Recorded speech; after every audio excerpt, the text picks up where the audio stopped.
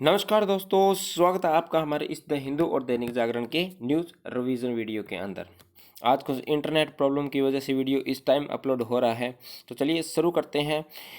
तो अगर आप चैनल पर नए हैं तो चैनल को सब्सक्राइब कर लीजिए। साथ ही साथ अगर आप ये पीडीएफ डाउनलोड करना चाहते हैं तो हमारे टेलीग्राम ग्रुप से ज्वाइन कर सकते हैं और वहाँ से ये वीडियो डाउनलोड कर सकते हैं। ठीक है, तो सबसे पहली जो न्यूज़ है हमारी द हिंदू से संबंधित है, जिसके अंदर कहा गया है भी जो जो हमारा जो धान है, ठीक है, अगर उसके ऊपर जो निर्यात ड्यूटी लगाई जाती है या निर्यात पर अगर हम शुल्क लगा लेते हैं तो जिसकी वजह से हमारा निर्यात है वो क्या होता है, प्रभावित होता है।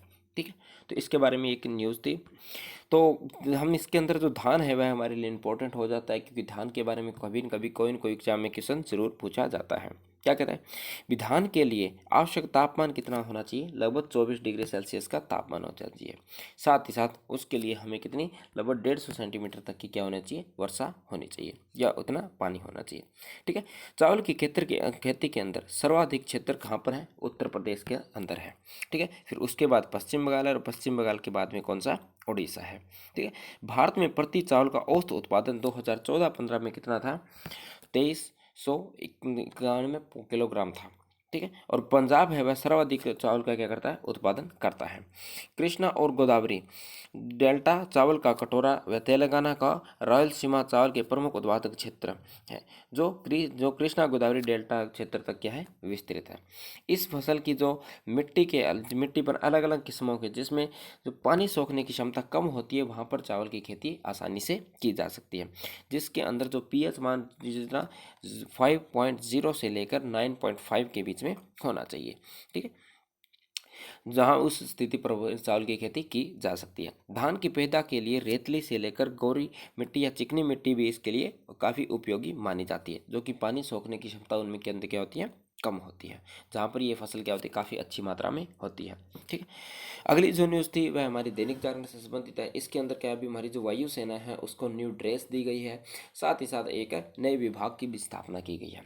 ड्रेस आप देख सकते हो भी किस प्रकार की है। अब हम देखते हैं, जब इस प्रकार की अगर हम ड्रेस देखते हैं तो कहीं ना कहीं आप हम अपनी आँख है उनको एक छलक सा यानी छलका सा पड़ता है। अगर ये यानी जो सैनिक है अगर झाड़ियों में छुप जाता है, ठीक है, जिसकी वजह से अच्छे से दिखाई नहीं देगा। उसके बाद अगर बर्फ़ में भी अगर इस तरह छुप जाता है तो दुश्मन को अच्छे से दिखाई नहीं दे पाएगा। साथ ही साथ अगर वायु के आसमान के अंदर भी किसी प्रकार का अगर कोई सेना अपने जो कह सकते हैं सुरक्षा उपकरण लेकर अगर किसी सेना के उतरता है ज़मीन पर, तो भी वह अच्छे से दिखाई नहीं देगा। तो खास बात क्या है इस वर्दी की, इसमें विशेष प्रकार के जो फैब्रिक का यूज़ हुआ है और यह बेहद ही हल्की और लचीली वर्दी है। ठीक है, साथ ही साथ इसका दो डिजिटल मेकोप्लस जिसको बोलते हैं छाया वाला दुश्मन को आसानी से चकमा दे सकता है। साथ ही साथ रेगिस्तान, पहाड़ों में, पानी में, बर्फ़ में और जंगलों में चलते समय दुश्मन को भी नहीं पता चल सकता, यानी कहीं कहीं ये दुश्मन को क्या कर सकता है, भ्रमित कर सकता है।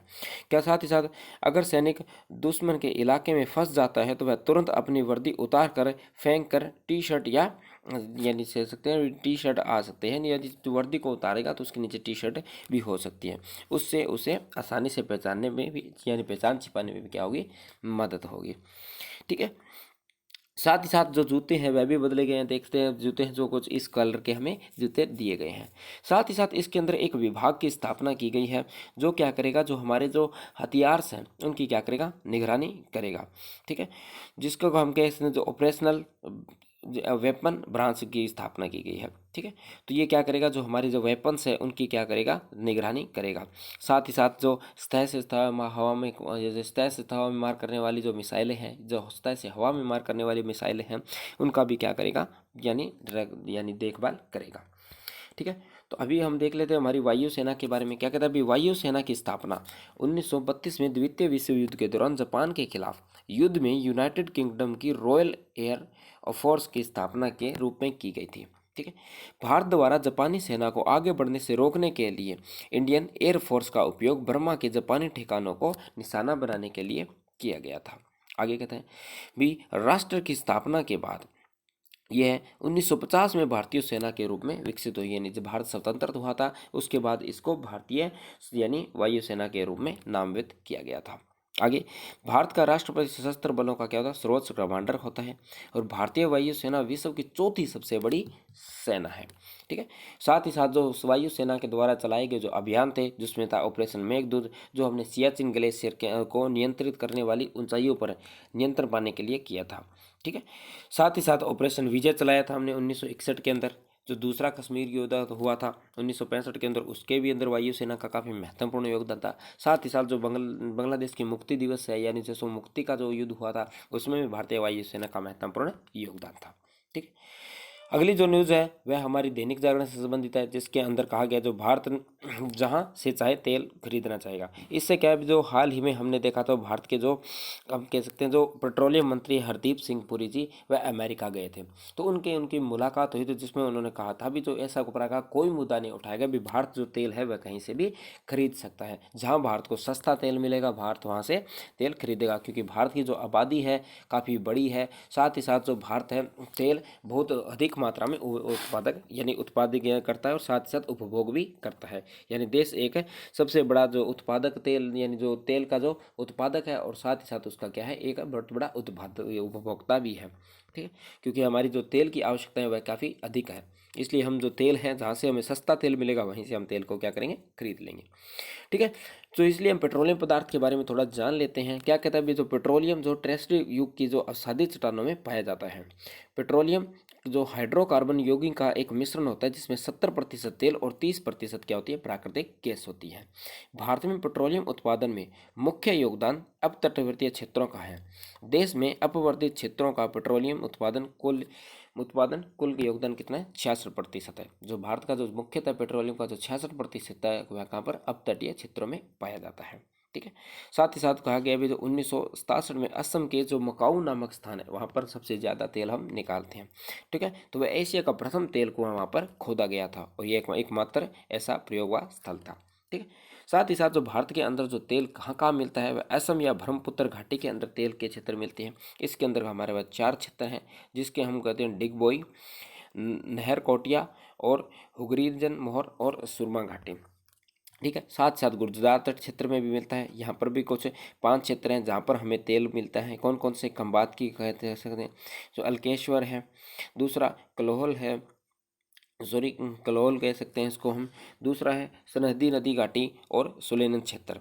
जो पश्चिमी अपतटीय क्षेत्र है वह देश में प्रमुख देश समुद्री क्षेत्र में जो तेल है वह कहाँ मिलते हैं, समुद्री तेल क्षेत्र के अंदर मिलते हैं, यानी समुद्र के अंदर वहाँ से तेल निकाला जाता है।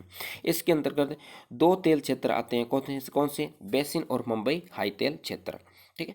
अगला है मुंबई हाई खोज की, यानी जो मुंबई हाई की खोज कब की गई थी, 1976 में की गई थी। और यह देश में कुल उत्पादक जितना भी तेल होता है वहाँ से 60% कहाँ से निकाला जाता है, हमारा मुंबई के जो तेल यानी जो मुंबई हाई का जो तटीय क्षेत्र है वहाँ से 66 यानी 60% तेल वहीं से निकाला जाता है। साथ ही साथ जो पूर्वीय अपतटीय क्षेत्र है वह भी देश में नवीनतम तेल के क्षेत्र मिले हैं, जिसके अंदर गोदावरी और कृष्णा नदी के जो डेल्टा के मुहाने हैं वहाँ पर तेल के अवशेष यानी कह सकते हैं खोज हुई है। ठीक। अगली जो न्यूज़ थी हमारी वह चंद्रयान से संबंधित न्यूज़ थी। ठीक है। जिसमें कहा भी था अभी जो चंद्रयान 2 है उसने चंद्रमा के ऊपर सोडियम की क्या किया, खोज की है। साथ ही साथ इसकी खोज का पता लगाई, यानी इसकी आकांक्षा हमारी जो चंद्रयान 1 था उसने भी इसकी आकांक्षा लगाई है।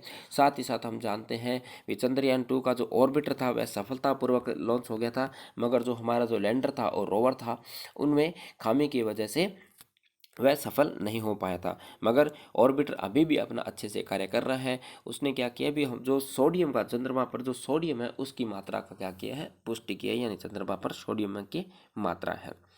ठीक है। बस यही चीज़ इसके बारे में कहा गया है। क्या क्या भी खनिज के कणों यानी कमजोर रूप से जुड़े होते हैं। अगर सोडियम चंद्रमा पर खनिज का हिस्सा है और सोडियम के अणुओं को सौर वायु या पराबैंगनी विकिरणों के जरिए आसानी से क्या करता है, सतह से बाहर निकाला जा सकता है। ठीक है। तो साथ ही साथ इस ऐसा ही एक एडिटोरियल आया था, जिसके अंदर कहा गया था भी, क्योंकि संडे को आज इतने मोस्ट इंपॉर्टेंट कोई ज़्यादा इंपॉर्टेंट एडिटोरियल थे नहीं। ठीक है। और हिंदू के अंदर एडिटोरियल आते नहीं हैं। तो एक ये एडिटोरियल था जिसके अंदर कहा गया था, अभी जो अरबों सालों से जिस प्रकार से चंद्रमा का जो विकास हुआ था इसके बारे में इसमें जिक्र किया गया था। इसमें जो एक बताया गया भी जो काफ़ी अध्ययन हुए थे ये जानने के लिए भी चंद्रमा का विकास हुआ कैसे है, मगर एक अध्ययन था जो काफ़ी सटीक बैठता है जिसमें माना गया था जो चंद्रमा है यानी जो चंद्रमा के आकार का एक कोई भी उपग्रह है जो भारी ग्रह था वह पृथ्वी से आकर टकराया, और जो ये जो पृथ्वी से जो मलबा निकला था उस मलबे के इकट्ठे होने की वजह से चंद्रमा का क्या हुआ है, निर्माण हुआ है। साथ ही साथ इसमें कहा गया है भी जो पृथ्वी के अंदर जिस प्रकार की जो मटेरियल्स या जिस प्रकार की धातुएं या जिस प्रकार के खनिज पदार्थ मिलते हैं वैसे ही पदार्थ चंद्रमा के अंदर पाए जाते हैं। इससे इस बात का हम अनुमान लगा सकते हैं भी जो चंद्रमा का निर्माण के लिए जो ये जो थ्योरी है वह बिल्कुल क्या बैठती है, सटीक बैठती है। ठीक है, तो चंद्रमा के बारे में जान लेते हैं। चंद्रमा पृथ्वी का एकमात्र प्राकृतिक उपग्रह है। ठीक है, और सौर मंडल का 5वां सबसे बड़ा क्या है, चंद्रमा है। चंद्रमा यानी सबसे बड़ा क्या है, उपग्रह है। ठीक है, चंद्रमा की उपस्थिति हमारे ग्रह की स्थिति में करने और हमारी जलवायु को नियंत्रित करने में भी मदद करती है। ठीक है, पृथ्वी चंद्रमा और पृथ्वी की दूरी लगभग कितनी है, 2,40,000 मील है। ठीक है, साक्षात यह चंद्रमा का एक बहुत बड़ा ही जो विरल वातावरण है जिसको क्या होते हैं, एक्सोस्फीयर के नाम से जाना जाता है। चंद्रमा पर अवस्थाएं होती हैं, जैसे चंद्रमा में 4 मुख्य अवस्थाएं को प्रदर्शित होते हैं। कौन कौन सी, अमावस्या होती है, पूर्ण चतुर्थांश होती है, पूर्णिमा होती है, अंतिम चतुर्थांश होती है। अमावस कब कहते हैं, जब चंद्रमा पृथ्वी और सूर्य के बीच में होता है। ठीक है, यानी इस साइड अगर पृथ्वी है और इस साइड अगर सूर्य है तो चंद्रमा अगर इस स्थान पर होता है तो इस स्थिति को हम क्या कहते हैं, अमावस्या कहते हैं। ठीक है, क्योंकि सूर्य का प्रकाश है या पृथ्वी जो यानी जो परावर्तित होकर जो प्रकाश प्राप्त करता है वह बिल्कुल उस दिन प्राप्त नहीं कर पाता है, तो इसलिए इसको क्या कहते हैं, हम अमावस्या की स्थिति कहते हैं।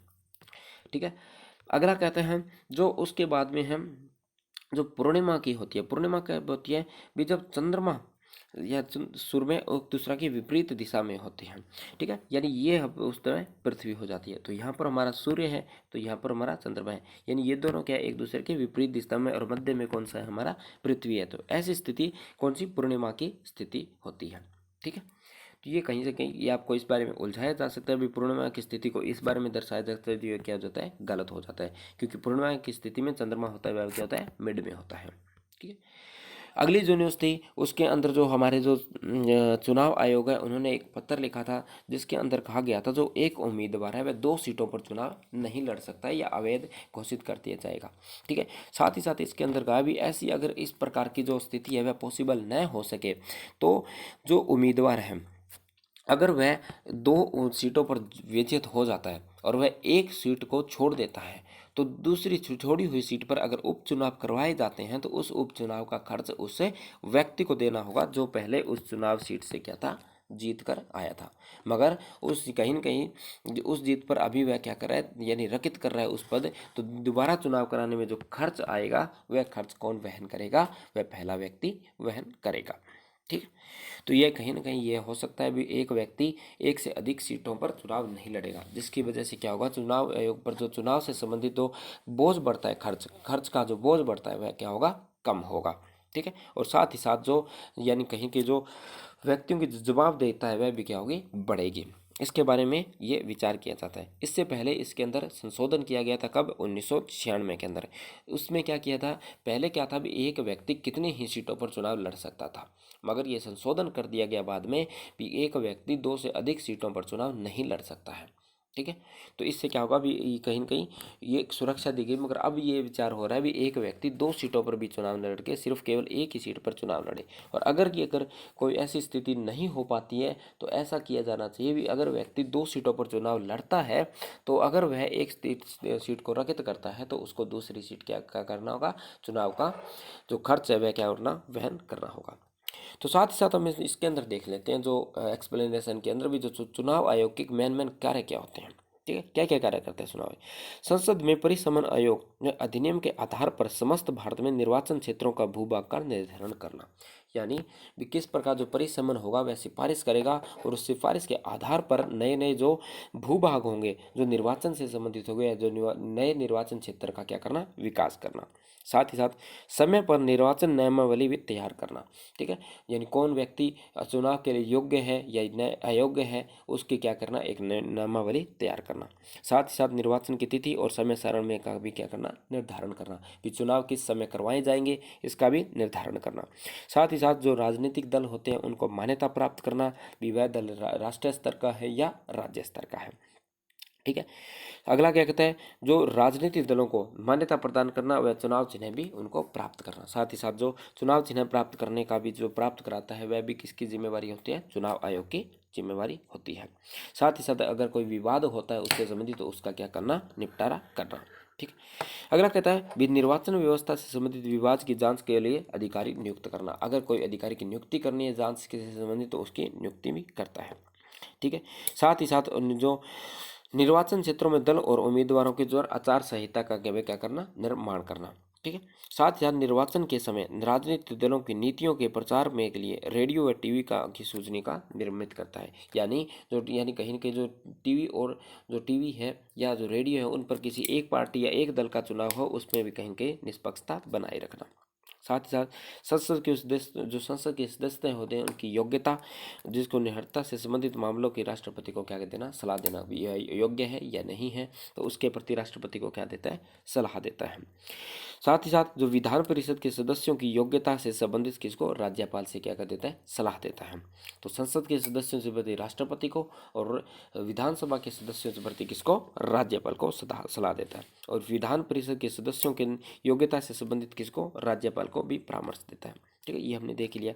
साथ ही साथ इसके अंदर जो रिगिंग, मतदान के अंदर लूटना या जिस प्रकार के जो हम कह सकते हैं जो भ्रामक जो न्यूज़ है उनको कंट्रोल करना भी किसका, निर्वाचन आयोग की जिम्मेवारी है। निर्वाचन करवाने के लिए सरकार की आवश्यकता के लिए राष्ट्रीय और राज्यपाल से आग्रह करना, यानी जो चुनाव कराने के लिए जिन जिन अधिकारियों या कर्मचारियों की आवश्यकता होगी उनके लिए राष्ट्रपति या राज्यपाल से क्या करना, आग्रह यानी रिक्वेस्ट करना, ठीक है। समस्त भारत में स्वतंत्र और निष्पक्ष चुनाव तंत्र का पर्यवेक्षण करना। साथ ही साथ राष्ट्रपति को सलाह देना कि राष्ट्रपति शासन वाले राज्य में 1 वर्ष के समाप्त होने के बाद निर्वाचन करवाने योग्य है या नहीं है, ठीक है। साथ ही साथ निर्वाचन के मद्देनजर राजनीतिक दलों को पंजीकृत कराना और निर्वाचन में प्रदर्शन के आधार पर उसे राष्ट्रपति या राज्य स्तरीय दल घोषित करना, ये हमने पहले भी देख लिया था, ठीक। अगली जो न्यूज़ थी हमारी वह क्या थी, भी निजी नौकरियों के आरक्षण को लागू करने आसान नहीं है।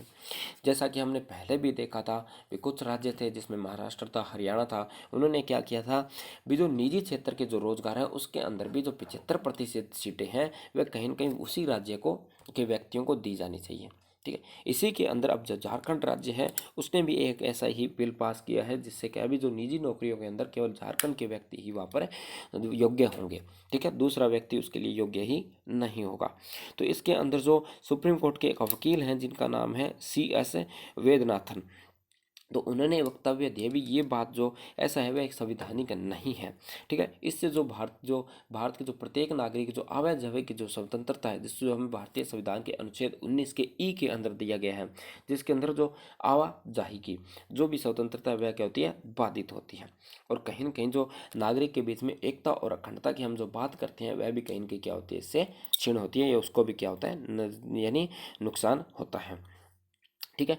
तो साथ ही साथ हम जो देखते हैं जो नौकरी से संबंधित जो प्रावधान है भारतीय संविधान में कहाँ किया गया है, हम देखते हैं जो लोक नियोजन से संबंधित जो प्रावधान है वो भारतीय संविधान के अनुच्छेद 16 के अंदर किए गए हैं।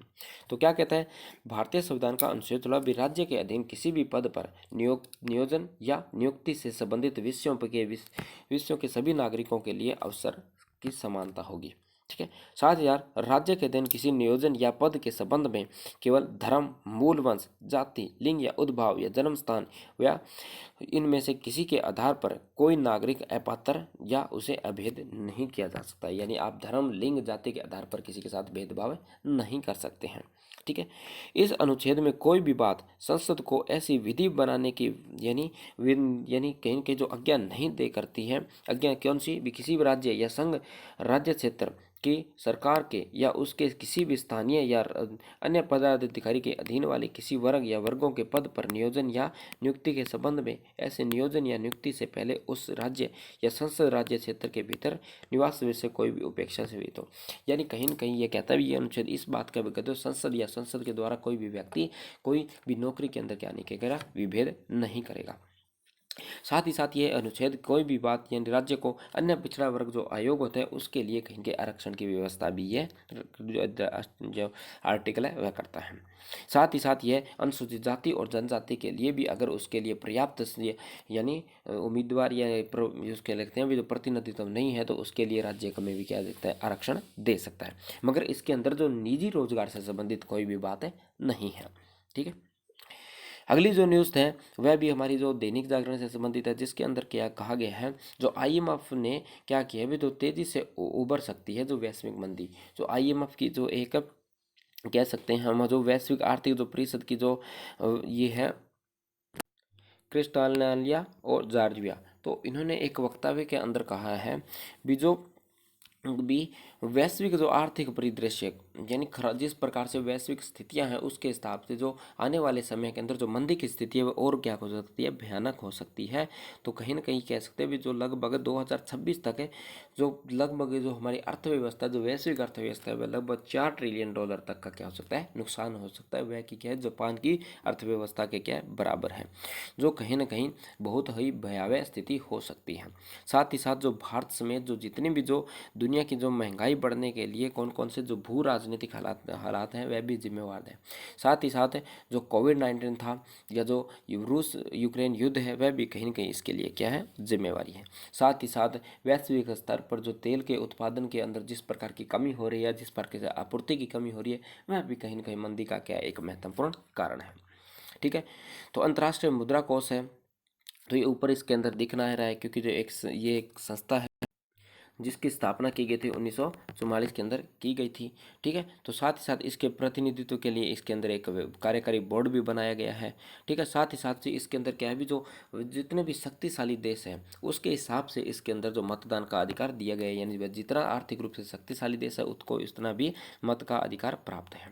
ठीक है, साथ ही साथ इसका उद्देश्य है वह कहीं न कहीं जो वैश्विक मौद्रिक सहयोग बढ़ावा देना है, वित्तीय स्थिरता को सुनिश्चित करना है और सतत जो अंतर्राष्ट्रीय व्यापार और सतत आर्थिक विकास को भी प्रोत्साहन करना है और दुनिया भर में जो गरीबी को भी क्या करना है, इसके अंदर कम करना है। ठीक है, साथ ही साथ जो अंतर्राष्ट्रीय मुद्रा कोष की जो अभी कल्पना जुलाई 1944 के अंदर जो हमने दे की ली थी। ठीक है, बाकी इसके बारे में यही सब कुछ इसके अंदर दे रखा है, जो इसके अंदर कटा है वह पीडीएफ के अंदर क्या कर दूंगा, इसको थोड़ा सा मिनिमाइज करके डाल दूंगा। ठीक है, अगली जो न्यूज़ थी ये इसके अंदर कहा गया भी रूस और अमेरिका के पास दुनिया के लगभग 90% परमाणु हथियार हैं। ठीक है, तो इसके अंदर ये जो वक्तव्य क्या गया था हाल ही के अंदर, जो बाइडेन जी ने एक तो वक्तव्य दिया था परमाणु हथियार से संबंधित, जिस पर एक न्यूज़ दी गई है।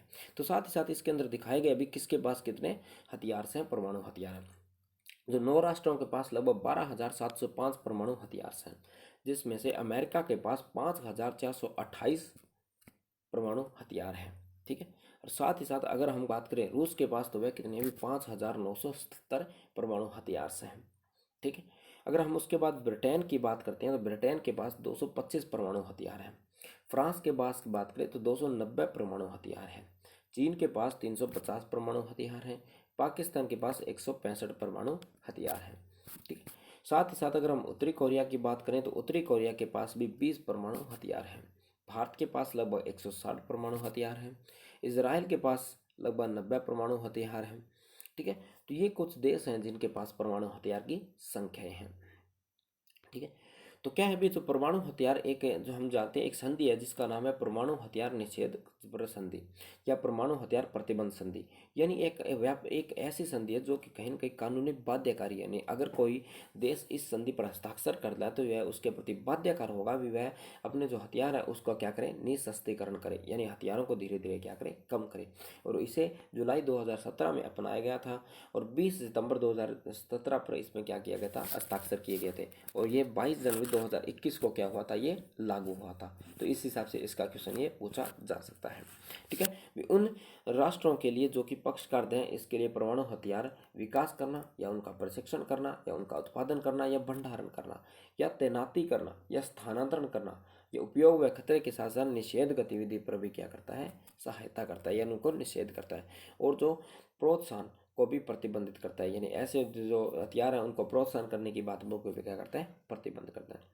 संधि में शामिल होने वाले परमाणु सशस्त्र राज्यों के लिए यह अपने परमाणु हथियारों को क्रम सत्यापित व अपरिवर्तनीय निःशस्त्रीकरण के लिए बातचीत करता है। यानी आपको क्रम के अनुसार यानी धीरे धीरे अपने जो परमाणु हथियार है उनको क्या करना है, कम करना है।